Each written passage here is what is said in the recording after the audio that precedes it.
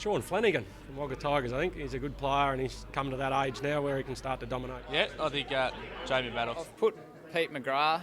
I reckon he had a pretty good year last year with Coolman.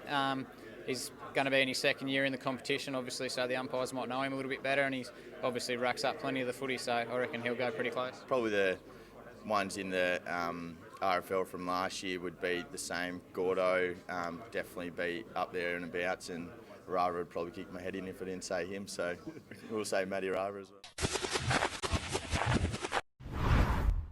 Hello again, thanks for joining us. I'm Lauren Markham, and that was John Anstey telling us if he didn't tip his coach to win the Quinn Medal, he'd be in a bit of trouble. Well, his coach is in the studio now. Matt Rava, welcome to AFL Riverina TV. Hi Lauren, thanks for having me. Now, after your game last weekend, you're probably not far off Quinn Medal form yourself. This week, you're up against one of the best young on-ballers in the comp, Ben King. What are you expecting from Griffith on Saturday? Yeah, obviously this is going to be their grand final. You know, they've had a couple of losses and a draw, a couple of close losses where, yeah, they've been very competitive. They've, you know, put it out there publicly that last week and this week are their grand finals and they want to top us, knock us over. So obviously they beat us earlier in the year, so it's going to be a massive challenge for us. And you guys haven't lost a game since that road trip to Griffith halfway through the year. Who and what have you been most impressed with through those last 7 wins?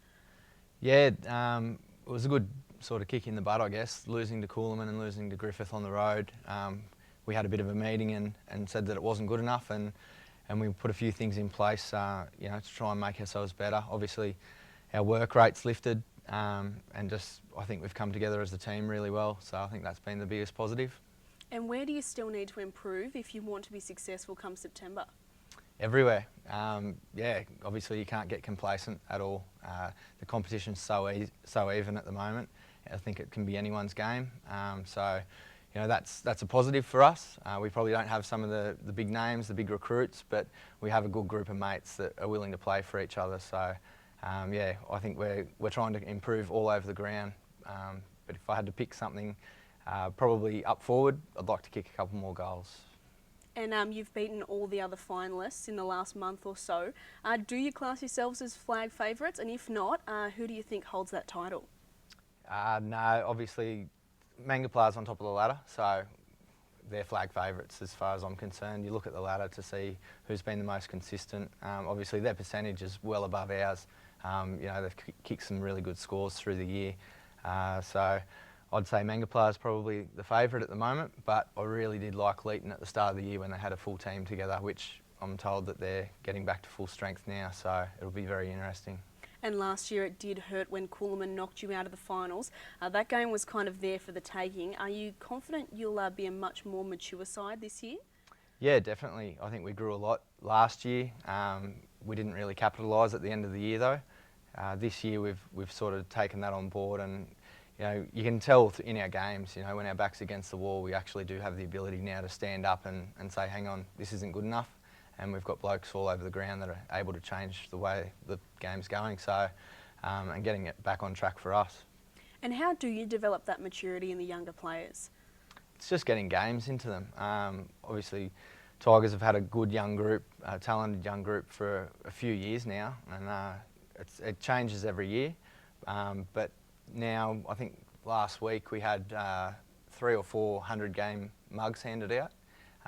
So that's just a sign that, you know, everyone's been there 4 or 5 years now in the top grade, and they're starting to really believe that they deserve to be there, that they are a first grade player, and I think that's just bringing that maturity just naturally develops with games.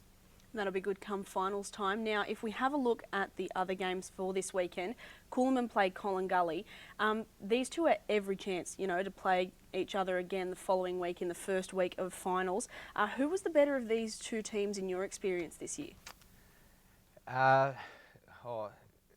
both tough teams. They're different. You know, like Collingully's, you know, they'll take chances and they run and they spread really well.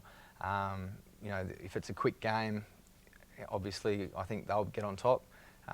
Coolman, you know, they've got some solider bodies, some more mature bodies, some gun players, you know, in Jamie Maddox, you know, McGrath, those sort of blokes. If they can keep it in tight, you know, I think that they're a massive chance. So. and Mangapla take on Turvey. They've obviously been to a grand final last year, but they didn't do any recruiting. Are you surprised how well they've gone this season? No, not really. They've had a new coach come in that's probably just tweaked a couple of things for them. You often see teams that lose a grand final really step up the following year. It does hurt, you put in a lot of work and to get that far and then not get the reward, they'll definitely be still hurting from that. Whether it's been brought up yet or not, I don't know, but I dare say at some stage along the way, it'll get mentioned and that's going to make them a better team. Now Leeton host Narrandera, and there is every chance that you'll play the Crows next week. Although the Eagles could be a danger game for Leeton, how do you think they'll fare? Well, it's funny. Like Narrandera's matched up on us really well the last couple of years. We only just got across the line versus them. If they can get their tails up and get going, obviously it's their grand final as well. Their last round of football, so they're going to be looking for a win to finish the year and go into next year. But as I said earlier, Leeton's meant to be getting back to full strength, and if they are, I think they'll be very hard to beat. Well, Matt, thanks for coming in, and all the best for finals this week. And we'll leave you with some of our other AFL Riverina coaches talking about their special players.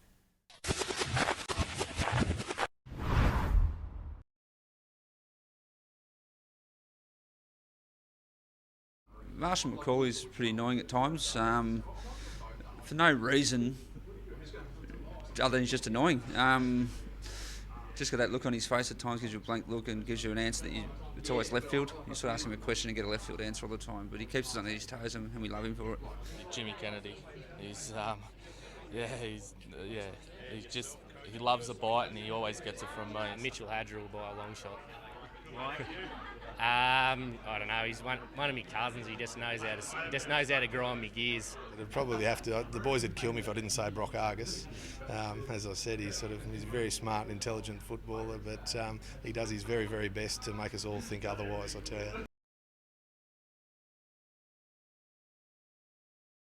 There's a few that'll put their hand up for that title, but Brock thinks he's the funniest, but I don't necessarily know that he is. And they're all probably got humour at some stage, which is good. It's the best thing about the group. Zach Robinson's only small in stature, but he's generally pretty quick with a smart-ass response at most times, and he keeps me on my toes, that's for sure. You always get a laugh out of Shane Gow. Andrew Skeeter Bonnie. What's his stock of trade? He's just nickname's Borat, so if you get it from there, he's He's a pretty funny bloke. When he gets a few beers into him, he's pretty hard to stop. Damien Ponting's always good to chuck out some gags. He always likes to. It's a good rapport between the young guys and the older guys, which I've been really pleased about. I like the idea of being able to relax and enjoy each other's company, and then get down to work. It's good fun. It's just good to be back involved in that environment too. I really miss that, so it's been enjoyable.